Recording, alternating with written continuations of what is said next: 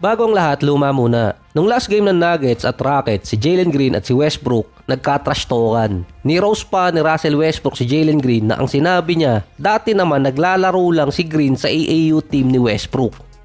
Ang napansin ko lang doon yung isang referee, ang kinis na ng ulo, ready pang pumito. Kaya bigla na lang din nagbiro itong si Westbrook.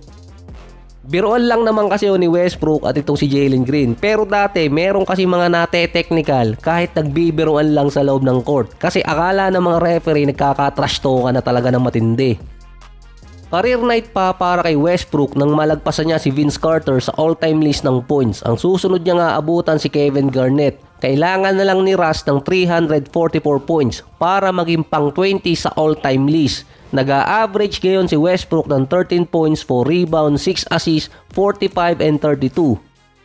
Technically, unperform ngayon ang Denver Nuggets kumpara nung last season. Pero hindi man lang nasisisi ngayon si Russell Westbrook.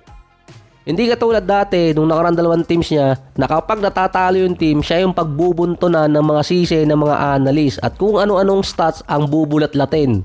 Mas better offensive rating si Westbrook kumpara sa stats ni KCP last year. Lamang lang si KCP pagdating sa percentage sa 3-point shooting. Nasa average ng 10 points, 2 rebounds at 2 assists per game si KCP na meron pang 46 and 40%. Last year, nasa 114 defensive rating si KCP nun. Si Westbrook naman ngayon nasa 111. Underrated si Westbrook pagdating sa defense. Meron siyang career average na 106. Kung pagbabasihan yung average, matagal na dapat or ilang beses na dapat nakasama si Westbrook sa All-NBA defensive team. Pero itong 2025 season, ang posible siyang mapabilang dun. Bago pa talaga pumasok si Westbrook sa NBA noong 2008, siya yung best defensive guard sa 2008 class. Malamang maraming comment na paano mo naman nalaman dahil sa 2008 siya yung napili bilang Conference Defensive Player of the Year at member ng All Defensive Team habang naglalaro siya sa college. Kaso naging transition ni Westbrook, naging scorer. May total si Westbrook ngayong season na 65 steals. Siya ang leader ng Nuggets sa total steals behind si Nikola Jokic na merong 62. Silang dalawa din ang number 1 at number 2 sa average. Sa assist naman sa buong Nuggets team, si Westbrook yung pangalawa kay Nikola. Sa total rebound, pangatlo si Westbrook kina Jokic at MPJ. Sa free throw attempts, pangalawa din si Westbrook kay Jokic. Pero ang problema lang talaga ni Westbrook pagdating sa percentage. Lalong bumababa ang percentage shooting niya sa free throw area. Last year 68%, ngayon naging 64% na lang kung kailan pa namamayagpag siya dun.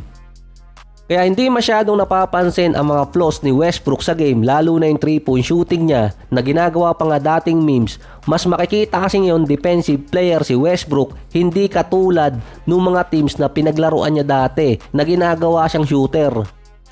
Baliktad yung transition ni Westbrook. Ang common na nangyayari, nagiging shooter tulad ni D-Rose at ni Brook Lopez or kaya maging 6-man tulad ni Melo. Si Westbrook hindi. Bumalik siya kung saan talaga siya nakakilala dati, sa defense, lalo na nung college. Nakakalimutan ko ding i-add na siya pala yung top 3 pagdating sa overall blocks.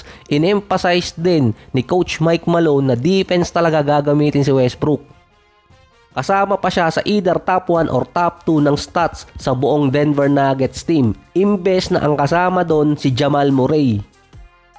Sa ngayon, mas better ang field goal percentage ni Westbrook kumpara kay Jamal Murray. Dati, sa mga teams na napunta ni Westbrook, lalo na yung last 2, ang either gagawin niya triple-double or kaya i-score. Si Westbrook at si Jokic din ang number 1 at number 2 sa team nila pagdating sa deflection. Meron silang combine na 7 per game. So, ito yung matinding stats kayo ng mga player, lalo na sa mga defensive player. Si Damian Lillard nga na hindi pa kilala bilang defensive player, merong average na 6 per game na deflection. Sa month pa ng January, merong 6-3 record ang Denver na si Westbrook. Merong 17 points, 7 rebounds, 6 assists, 14... Sa months pa ng January, merong 6-3 record ang Denver. Si Westbrook 17 points, 7 rebounds, 6 assists, 14-5 pa ang Denver kapag si Westbrook kasama sa starting unit. 73% winning rate. Base pa doon, 73.8 winning rate si Westbrook kapag nakakuha siya ng triple-double. 79% naman si Jokic. Kapag kinumpara yun sa mga player ngayon na maraming triple-double, si Luka merong 68% winning rate, 75% naman kay LeBron, at yung merong mataas, si James Harden, 80% winning rate siya.